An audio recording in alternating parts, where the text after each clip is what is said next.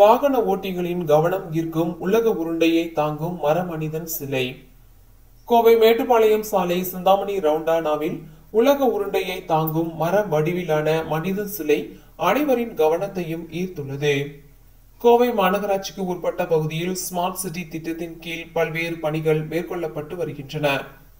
குறிப்பாக மேலை நாடுகளுக்கு இணையாக நகரை அழகுபடுத்தும் வகையில் ரம்மியமான சூழல், குளக்கரைகள், சாலைகளில் LED விளக்குகள், லண்டன் கிளாக் டவர், ரேஸ்கோர்ஸ் நடைபாதை என பல்வேறு பணிகள் நடந்து முடிந்துள்ளன.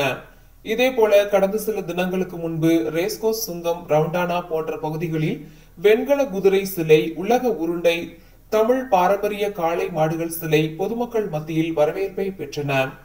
இந்நிலையில் கோவை மாநகர காவல்துறையினர் நகரின் போக்குவரத்தை சீரமைக்கும் வகையில் சிக்னல்கள் இல்லாத ரவுண்டானாவை அமைத்துள்ளனர். பொதுமக்கள் மத்தியில் வரவேற்பை பெற்ற இந்த ரவுண்டானாக்களை அழகுபடுத்தி தனியார் நிறுவனத்துடன் பங்களிப்புடன் தற்போது வடகோவை சிந்தாமணி ரவுண்டானாவில் உலக உருண்டையை தாங்கும் மரமனிதன் சிலை நிறுவப்பட்டுள்ளது.